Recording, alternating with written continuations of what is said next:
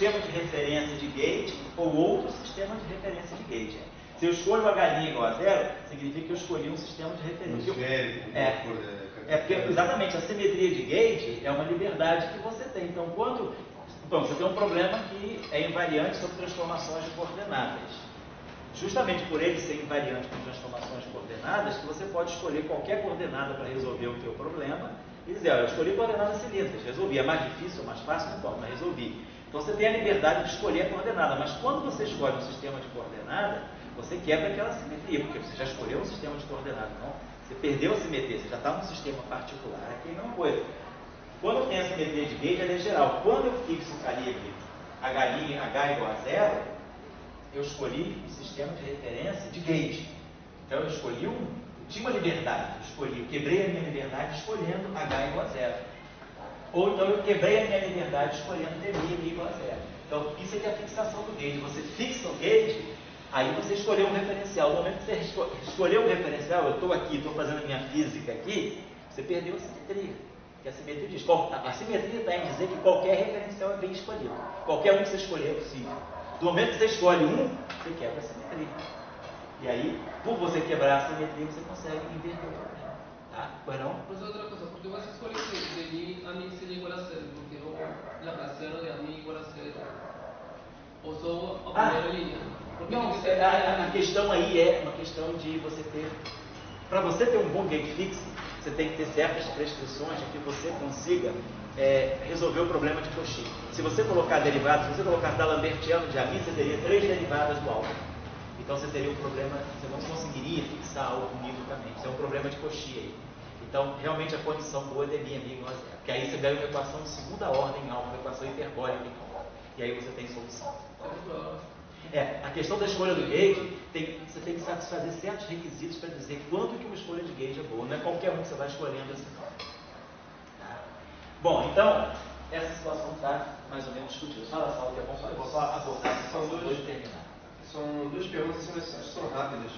Uma que o Juan até tinha me chamado a atenção, mas eu não tinha acabado de aprender muito bem, que era as funções de Green. Você tem que sempre ter condições de contorno. Isso. Porque, é claro, assim, não sei se entra agora isso, mas assim, se para condição de gauge, é importante eu abordar alguma condição de contorno. Também. Especial. Especial. Você vai resolver uma equação diferencial em alfa, de segunda ordem. Então você tem que dizer, alfa cai a zero do infinito, não cai a zero do infinito. Isso muda alguma física, muda alguma coisa ou não? Está dentro da simetria? Não está dentro da simetria. Não altera física nenhuma? Não opera física nenhuma. Então, na verdade, eu não preciso de condições de contorno. Porque você está lidando com um problema livre. Tá. Por isso, a teoria não está em que. Tá, legal. E assim, quando eu faço uma teoria, por exemplo, o que eu achava que eu devia fazer era pegar um modelo e escrever a Lagrangiana para esse modelo. Isso. Deixa as equações do campo, etc. e tal. Mas agora, por exemplo, eu posso construir uma Lagrangiana, na verdade, por exemplo, como essa, na verdade eu estou fazendo um máximo puro. Exatamente. Então você tem que... É isso que eu estou falando, a teoria de campo engana por isso. Você tem que ter critérios para saber se o que você quer descrever está realmente ali. Mas existe então um caminho inverso?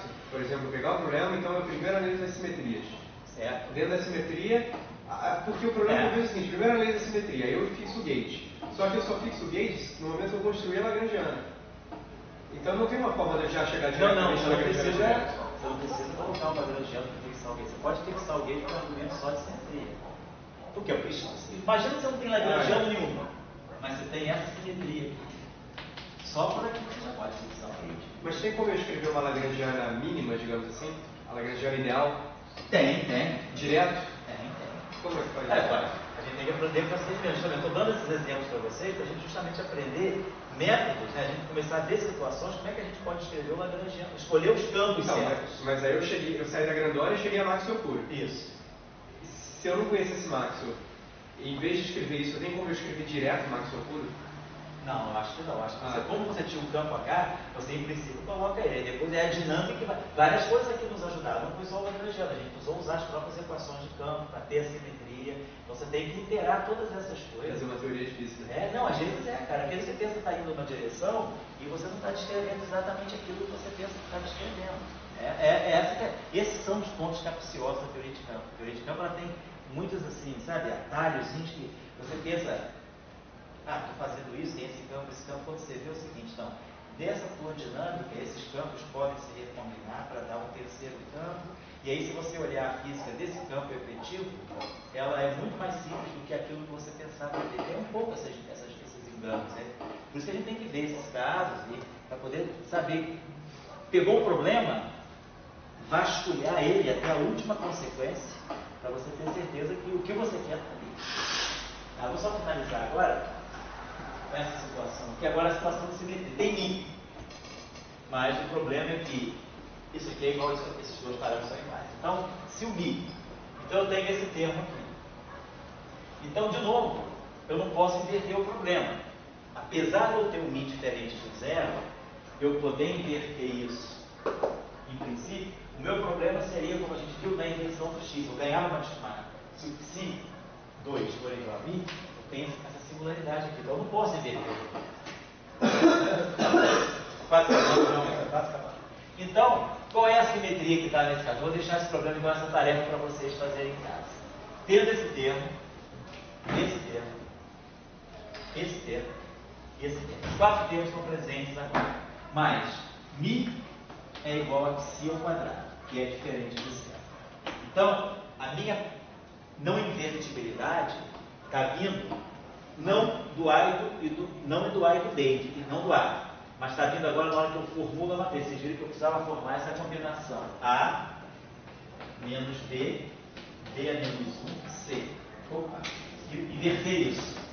Quando eu ia inverter isso, se o mi fosse igual ao C2, eu não poderia inverter isso e nem poderia inverter o outro, que é B menos C, A menos 1.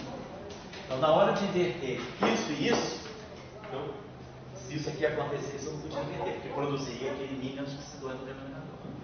Então, tem uma simetria. Se eu não estou conseguindo inverter a função de Green, tem uma simetria. Então, agora eu quero que vocês descubram qual é a simetria em presença desse termo e dos outros dois. E refazer um pouco os argumentos que a gente fez aqui, para ver qual é a simetria que está impedindo vocês de resolverem o problema. Aí, uma vez que vocês identificaram a simetria, fixa o calibre. Fixou o calibre, você consegue inverter. Eu vou retomar a aula a partir daí. Eu vou fazer isso com vocês, que quero que vocês tentem fazer, mas quebrar um pouco a cabeça, ver. E aí na aula também eu começo por aí, tá bom? Professor, outra pergunta. Na segunda questão do grande devagar, ali você não precisou condições iniciais, só da primeira. Que ali o problema é um problema praticamente algébrico, né? Sim, então parece que as condições iniciais são triviais. Quer dizer, a única coisa que você quer quer dizer, as condições estão em cima do H. O comportamento do teu H é que vai fixar o teu alfa, né? Você quer que o teu parâmetro de gauge caia a zero no infinito, ou seja, se o teu campo cair a zero no infinito, você fixa o H. Depois, você vai lidar com... Queria só falar uma coisinha rápida com vocês, a questão de organização das aulas, pois não? Você procurou uma simetria ali, mas ninguém falou que você podia ter essa simetria. Ali pode caber outra simetria diferente. Entendi, que não seja de calibre. Problemas que dão não invertibilidade de função de Green são problemas de simetria locais. Por isso, mas poderia procurar, não sei, a mim mais intencional. Poderia, não quer dizer que seja necessariamente essa simetria. Pode ser que tenha uma outra simetria alternativa. Procura, vê se você usa a tua criatividade, procura. É interessante. Que aí uma simetria mais ampla, ela pode reduzir mais graus de liberdade. O que eu acho que tem que ser calibre é o seguinte, só antes de fazer os cálculos, eu pensaria assim, o AMI tem spin 0 e tem spin 1. Se eu tenho F em mi, eu estou dando propagação para o spin 1. Então, a única coisa que a dinâmica está me excluindo é o spin 0. Então, no momento que eu escrevi menos 1/4 de F min ao quadrado, eu já estabeleci uma distinção muito grande entre a parte transversa e longitudinal. Digo, a parte transversa se propaga, a longitudinal não. Então, como a parte longitudinal é um escalar, eu acredito que essa simetria ela deva ter um parâmetro escalar. Então, a simetria mais propícia é essa. Mas agora você poderia falar, mas será que eu não poderia buscar uma outra simetria?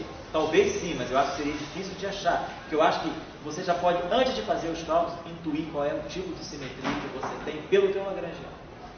Mas para o fórmula também não similar, mas tem... Para o fono. O fono, o fono, sei. Tem parte longitudinal. Isso. E também tem simetria de calibre. Certo. Ele é longitudinal? Tem essa parte, certo? Tem esses 3 graus de liberdade. E ainda tem simetria de calibre também. Certo. Então... Qual seria então a simetria se você consegue propagar a parte transversa, a parte longitudinal? A parte longitudinal se propaga, né? Qual é a simetria nesse caso? Então, se você consegue propagar tudo, você não tem nenhuma parte, você tem spin 0, spin 1 se propagando. Então, a minha pergunta eu teria que ver qual é a cara da parte longitudinal, da propagação longitudinal, porque, mas você tem certeza que tem, de repente, não tem nem simetria. Não, mas, por exemplo, quando a gente teve problema na matéria condensada, ele tem simetria também. Porque o fono, quer dizer, não certo, não sei que sim, simetria rotacional, certamente tem. A minha pergunta é se tem alguma simetria local. Qual é a simetria local? Porque eu digo simetria rotacional, sem dúvida deve ter, mas eu não sei se tem simetria local. Porque, por exemplo, o fono, em muitas situações da matéria condensada, ele aparece como um bóson de Goldstone. Ele é um grau de liberdade, quer dizer, ele aparece devido a uma quebra de simetria translacional, por exemplo. Então, a minha pergunta nesse caso aí claro, você deve ter simetria rotacional, não sei se você tem simetria translacional, se foi quebrada, mas se eu olhar qual é a parte que dá dinâmica para o setor de spin 1 e a parte que dá dinâmica para o setor de spin 0, eu saberia pensar com você que simetria que tem. Se é que tem. Porque se você está propagando as duas partes, eu acho que é meio... A não ser que você tenha uma simetria global, aí eu acredito que você tem, mas uma simetria local eu acho meio difícil. Mas se você me trouxer, a gente pensa. Traz para a aula, para a gente discutir isso aqui socialmente. Socializa essa questão. Tá bom? Obrigado. Só uma coisinha, eu queria falar com vocês o seguinte, então, já estou sem minha agenda aqui, mas amanhã a gente tem uma aula, né? 11 horas, quem puder vir, né? 11 horas, tá? Vai ser gravada. Você consegue gravar? Esse curso. É desse curso de hoje. Felipe deve estar sabendo, porque o Felipe sabe gravar, né? Ele falou que vai gravar. Ele vem amanhã? Aí está vendo amanhã. Depois, eu vou ter um problema na última sexta-feira de maio, que é última sexta-feira de maio é dia 1º de junho, na verdade. 1º de junho é uma sexta-feira. Então, nesse dia, tudo indica que eu vou ter que estar fora, realmente, porque o concurso foi adiado e ele vai até 1º de junho. Então, se eu estiver fora, quer dizer, se tiver tudo confirmado para dia 1º de junho, então eu vou ver se eu trago essa aula para antes, antecipo essa aula um dia, tenho mais algum sábado à disposição. Sábado do dia 2. Ou então pode ser no sábado do dia 2, boa ideia, não precisa nem fazer antes, eu posso fazer quando eu chegar aqui. Fica praticamente no dia. Lá, praticamente a gente pode fazer isso. Eu combino com vocês. Pode também dar o dia que você quiser, aí pode ser, sem dúvida. Então, deixa eu pensar aqui. Então, isso aí está ok. Para eletromagnetismo, semana que vem a gente está fazendo a pseudo-avaliação, né? Falei pseudo. avaliação em consulta. Então tá certo. E aí? Aqui?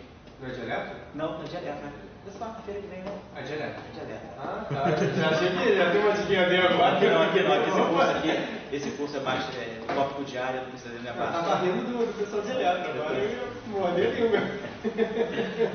E aí, semana que vem, então, ok, então tá legal. Eu acho que eu só vou destruir exatamente, é o dia 30 de maio, que é quarta-feira. Não vai poder ter eletro, mas aí essa aula de eletro eu compenso de uma outra forma também. Mas tá boa ideia, eu vou jogar pro dia 2 de junho, tá bom. Estão liberados aí, tá bom?